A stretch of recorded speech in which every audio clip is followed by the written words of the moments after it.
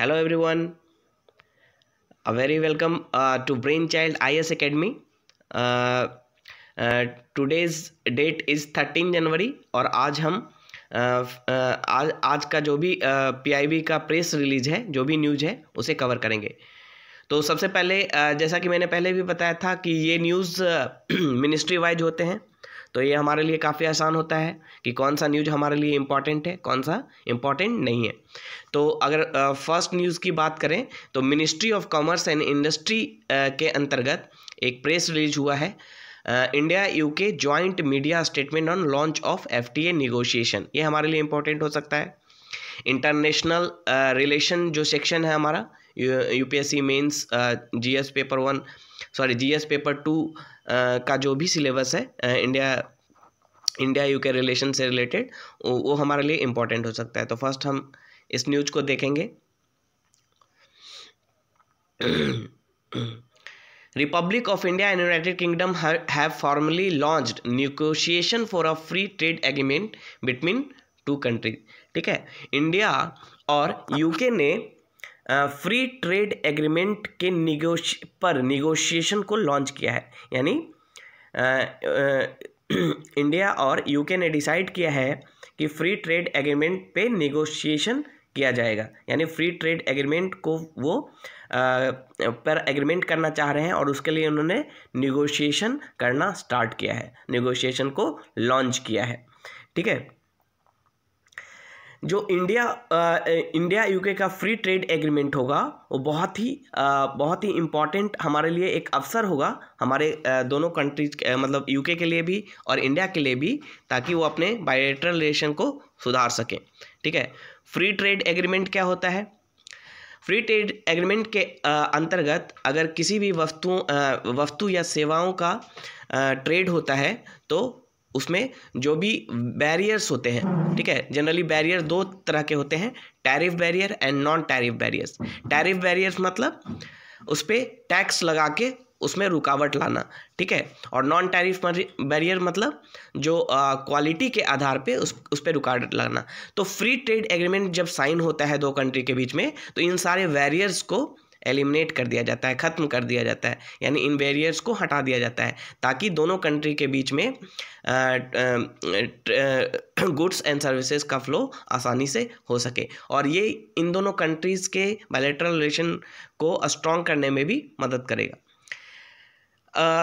The India-UK bilateral trading relationship is already significant and both sides have agreed to double that bilateral trade by 2030।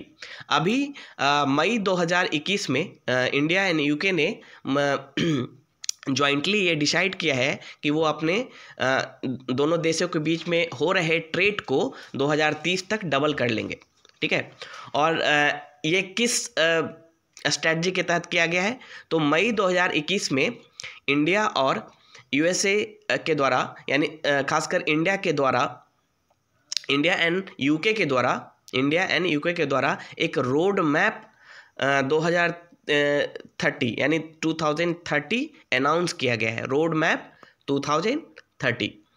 तो ये road map 2030 क्या है? Road map 2030 है कि India और UK के बीच में हेल्थ से रिलेटेड, ठीक है, ट्रेड से रिलेटेड, इन्वायरमेंट से रिलेटेड, डिफेंस से रिलेटेड, ठीक है, साइंस एंड टेक्नोलॉजी से रिलेटेड एंड एजुकेशन से रिलेटेड जो भी हमारा बायलैटरल रिलेशन है उसको इन्हेंस किया जाए, उसको स्ट्रेंथन किया जाए।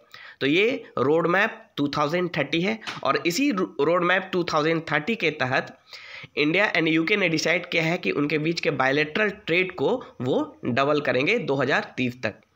ठीक है,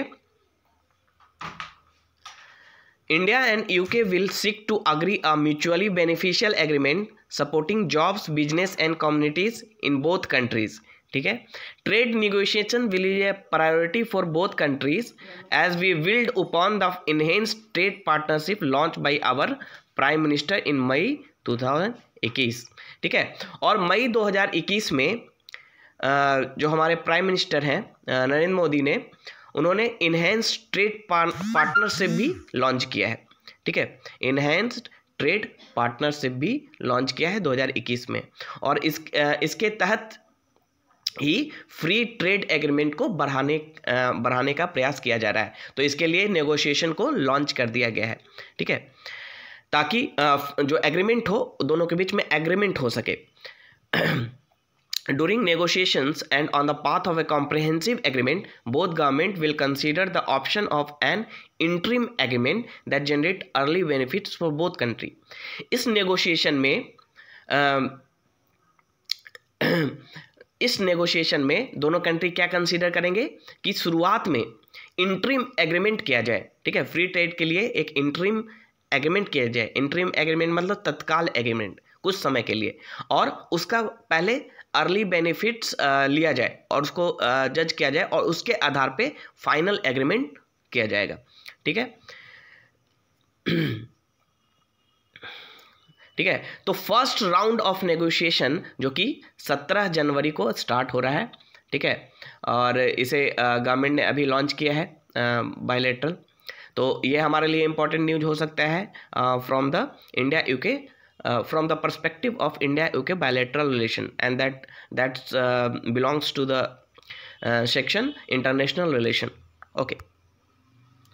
नेक्स्ट जो न्यूज़ है वो फ्री ट्रेड एग्रीमेंट नेगोशिएशन से ही रिलेटेड है, फ्री ट्रेड एग्रीमेंट नेगोशिएशन से रिलेटेड है, लेकिन इसमें कुछ और भी इंफॉर्मेशन दिया गया है। India and UK launch free trade agreement negotiation, तो इसमें आपको कुछ और भी इंफॉर्मेशन, एक्स्ट्रा इंफॉर्मेशन मिलेगा फ्री ट्रेड एग्रीमेंट से रिलेटेड। तो जैसा कि मैंने पहले अभी बताया कि इंडिया और यूके ने जॉइंटली लॉन्च किया है फ्री ट्रेड एग्रीमेंट नेगोशिएशन को, ठीक है। तो यहाँ पे बेनिफिट्स, इस आर्टिकल में बेनिफिट्स की बात की गई है कि फ्री ट्रेड एग्रीमेंट का क्या बेनिफिट्स होगा, ठीक है, जो भी फ्यूचर बेनिफिट्स होंगे उसको डिस्कस किया गया है।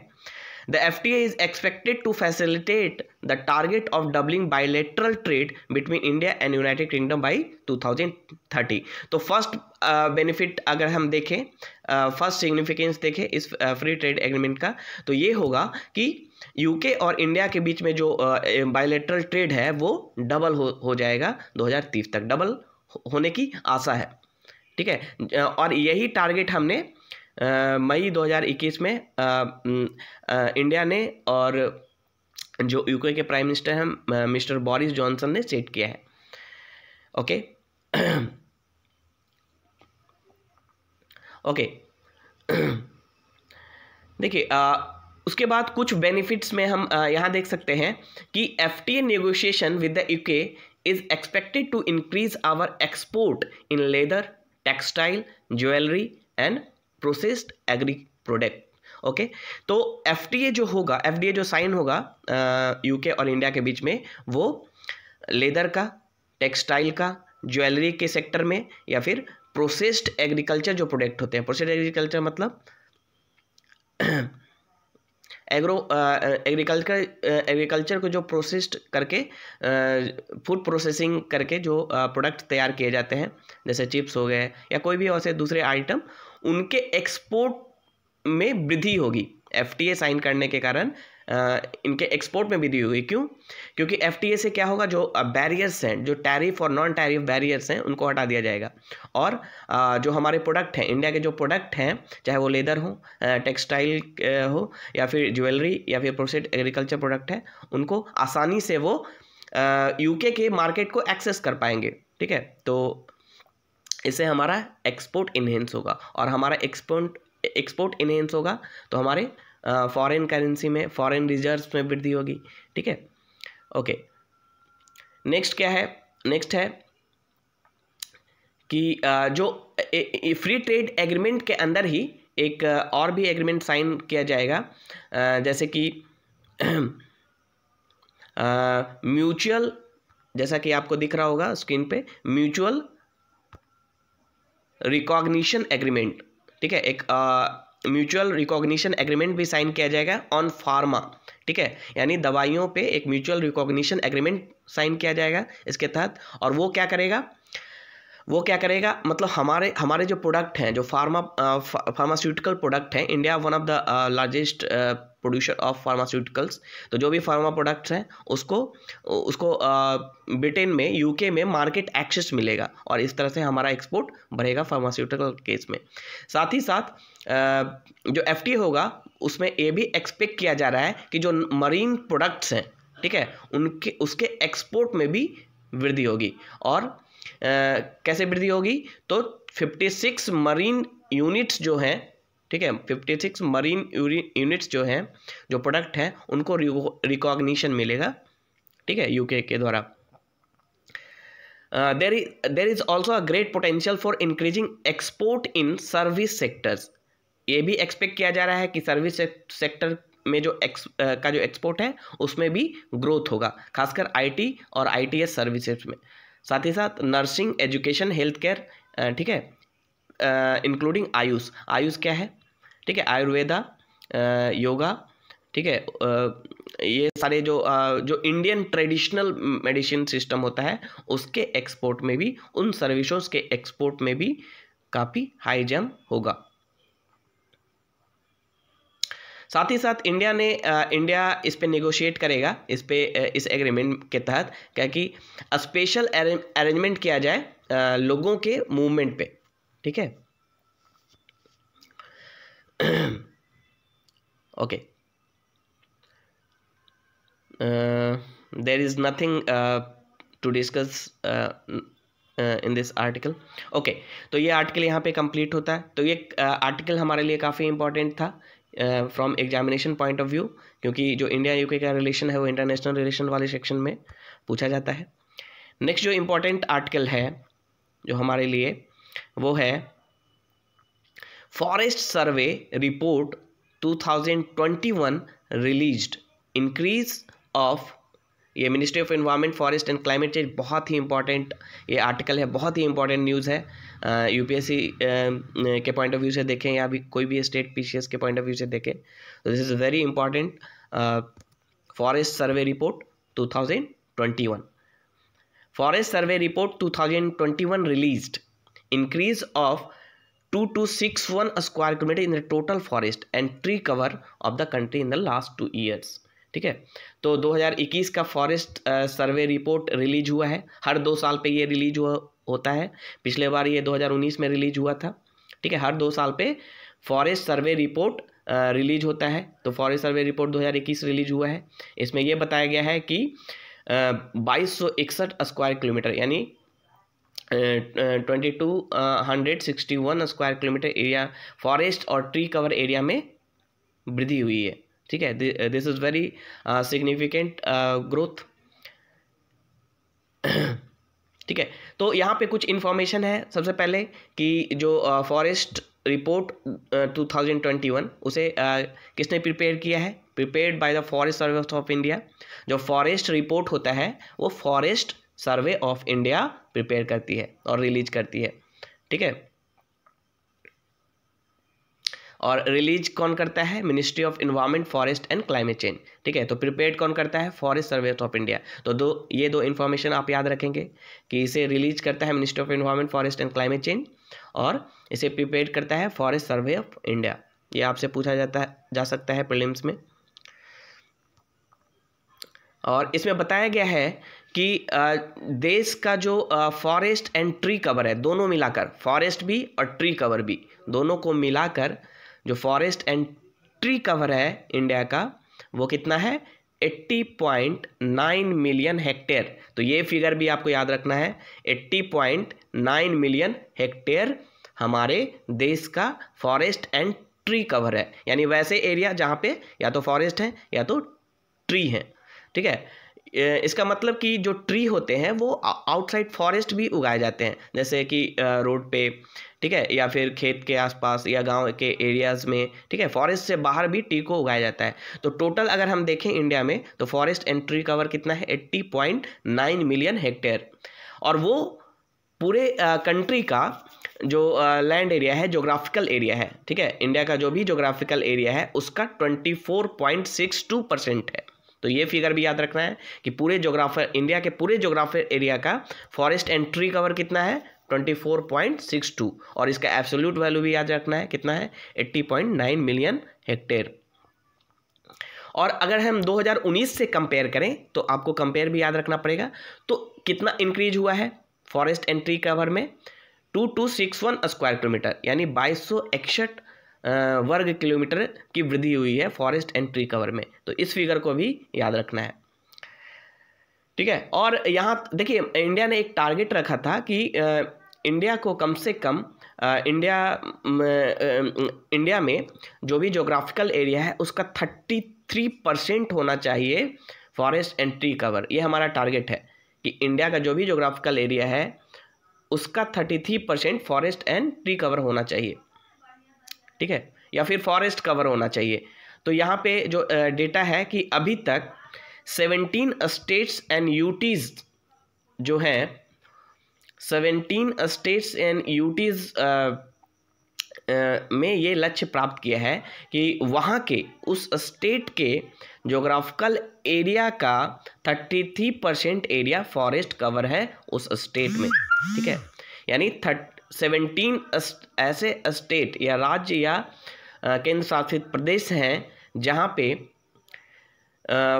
फॉरेस्ट कवर कितना है, वहाँ के जोग्राफिकल एरिया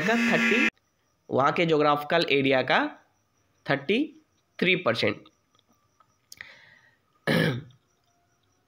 ओके, अब यहाँ पे कुछ चीज़ें हैं जहाँ पे ये फोकस करना है, ये थोड़ा डिटेल में हम लोग डिस्कस करेंगे क्योंकि इससे क्वेश्चन आता है, ठीक है। तो सबसे पहले कि जो Indian state of forest report 2021 है वो किन किन चीज़ों के बारे में इंफॉर्मेशन देता है। तो सबसे पहले फॉरेस्ट कवर के बारे में, कितना फॉरेस्ट है, दूसरा ट्री कवर के बारे में, तीसरा मैनग्रोव कवर के बारे में, कितना % मैनग्रोव है इंडिया में, यानी कितने एरिया में मैनग्रोव है, उसके बाद ग्रोइंग स्टॉक के बारे में, ठीक है, उसके बाद कार्बन स्टॉक के बारे में in Indian forest. Carbon stock in India's forest का मतलब कि हमारे जो इंडिया का फॉरेस्ट है, ठीक है, वो कितना कार्बन को सिक्विस्ट कर सकता है। सिक्विस्ट्रेशन आपने पढ़ा होगा, कार्बन सिक्विस्ट्रेशन यानी CO2 जो भी रिलीज होता है एनवायरनमेंट में उसको फॉरेस्ट के द्वारा कैप्चर किया जाता है। क्यों? क्योंकि ट्री क्या करते हैं, फोटोसिंथेसिस के लिए CO2 को इंटेक करते हैं, CO2 को लेते हैं और ऑक्सीजन छोड़ते हैं फोटोसिंथेसिस वाले प्रोसेस में। तो जितना ज़्यादा फॉरेस्ट होगा उतना ज़्यादा हम CO2 को कैप्चर कर सकते हैं, इसको कहा जाता है कार्बन सिक्विस्ट्रेशन, ठीक है। तो ये सर्वे ये भी पता लगाएगा कि हमारे फॉरेस्ट कितने कैपेबल हैं कार्बन को उनके पास कितना कार्बन स्टॉक है, ठीक है। उसके बाद फॉरेस्ट फायर मॉनिटरिंग के बारे में बताता है, उसके बाद forest cover in tiger reserve areas के बारे में बताता है, ठीक है। उसके बाद above ground estimate of biomass using SAR data and climate change hotspot in Indian forest, और ये भी बताता है कि इंडियन फॉरेस्ट में कहाँ कहाँ क्लाइमेट चेंज हॉटस्पॉट है। हॉटस्पॉट कहने का मतलब जहाँ पे क्लाइमेट चेंज का सबसे ज़्यादा खतरा है, ठीक है, वो कौन कौन से हमारे इंडियन फॉरेस्ट में कौन कौन से हॉटस्पॉट है। तो ये सारी चीज़ों की जानकारी देता है ये Indian state of forest report 2021। तो याद रखना है किन किन चीज़ों की जानकारी देता है, प्रीलिम्स से आपसे पूछा जा सकता है। तो मेजर फाइंडिंग्स क्या है, कुछ फाइंडिंग्स यहाँ पे हम देख लेते हैं। Total forest and tree cover of the country is 80.9 million hectare which is 24.62% of the geographical area of the country as discussed earlier, ठीक है, यानी टोटल एरिया का 24.62% है। As compared to the assessment of 2019 there is an increase of 2261 square kilometre, 2261 वर्ग kilometre की वृद्धि हुई है फॉरेस्ट एंड ट्री कवर में हमारे कंट्री में। Out of this the increase in the forest cover has been observed है। अब देखिए फॉरेस्ट एंड ट्री कवर में टोटल वृद्धि हुई है 2261, बट अगर सिर्फ फॉरेस्ट कवर की बात करें उसमें कितनी वृद्धि हुई है तो वो है 1540 स्क्वायर किलोमीटर, और सिर्फ ट्री कवर की बात करें सेपरेटली तो उसमें कितनी वृद्धि हुई है 721 स्क्वायर किलोमीटर, ठीक है। तो ये भी आपको अलग अलग फिगर भी याद रखना है। अब देखिए यहाँ पे एक इम्पॉर्टेंट फैक्ट है कि जो फॉरेस्ट कवर में जो वृद्धि हुई है वो सबसे ज़्यादा कहाँ देखी गई है। Increase in forest cover has been observe in open forest followed by very dense forest. Open forest क्या होता है, ठीक है। ओपन फॉरेस्ट मतलब जंगल जो खुला हुआ है, ओपन फॉरेस्ट, ठीक है। Followed by very dense forest. उसके बाद देखिए फॉरेस्ट की कई सारी कैटेगरीज हैं, तो उसमें आपको याद रखना है कि सबसे ज़्यादा जो वृद्धि हुआ है फॉरेस्ट कवर में वो ओपन फॉरेस्ट में, यानी खुला जंगल जो है, ठीक है। और उसके बाद वेरी डेंस फॉरेस्ट वाले कैटेगरी में सबसे ज़्यादा वृद्धि हुई है। Top 3 states showing increase in forest covers are, तो ये बहुत ही इंपॉर्टेंट इन्फॉर्मेशन है कि सबसे ज़्यादा फॉरेस्ट कवर में वृद्धि कहाँ हुई है। सिर्फ फॉरेस्ट कवर की बात हो रही है यहाँ पे, तो आंध्र प्रदेश में सबसे ज़्यादा फॉरेस्ट कवर में वृद्धि हुई है, उसके बाद तेलंगाना में एंड उसके बाद उड़ीसा में। अब यहाँ देखते हैं ये भी बहुत इंपॉर्टेंट है जो सेकेंड फाइंडिंग्स है। Area wise Madhya Pradesh has the largest forest cover in the country. ये भी आपको याद रखना है कि एरिया वाइज अगर देखें सबसे ज़्यादा फॉरेस्ट एरिया कहाँ पे है, तो वो मध्य प्रदेश में है। एरिया वाइज अगर देखें तो सबसे ज़्यादा फॉरेस्ट कवर मध्य प्रदेश में है, उसके बाद अरुणाचल प्रदेश में, उसके बाद छत्तीसगढ़ में। तो 3 हमेशा याद रखना है हर कैटेगरी में। मध्य प्रदेश सबसे ज़्यादा फॉरेस्ट कवर एरिया है, उसके बाद अरुणाचल प्रदेश एंड उसके बाद छत्तीसगढ़। ओके। अगर परसेंटेज की बात करें, यानी टोटल ज्योग्राफिकल एरिया का कितना % फॉरेस्ट कवर है, उस स्टेट के टोटल ज्योग्राफिकल एरिया का कितना % फॉरेस्ट कवर है, अगर इस टर्म में बात करें तो महाराष्ट्र नंबर 1 पे है, ठीक है।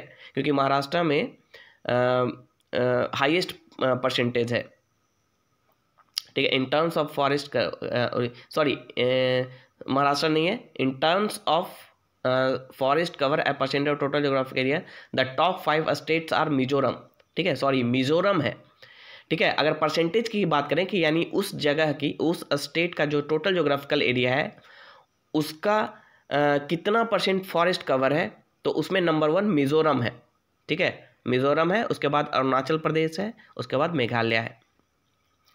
अगर हम 17 स्टेट यूटी की बात करें जहाँ पे वहाँ के टोटल ज्योग्राफिकल एरिया का 33% ये फॉरेस्ट कवर हो गया है, ठीक है, 33% या उससे अधिक फॉरेस्ट कवर है, तो उसमें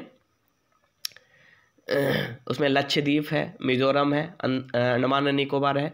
तो ये बस कुछ नाम याद रखना है आपको। Total mangrove cover in the country is, total mangrove cover ये याद रखना है, टोटल मैंग्रोव कवर कितना है कंट्री में, 4992 स्क्वायर किलोमीटर, ठीक है। और ये कितना इंक्रीज हुआ है, 17 स्क्वायर किलोमीटर इंक्रीज हुआ है प्रीवियस जो असेसमेंट था 2019 का, उसके रिस्पेक्ट में।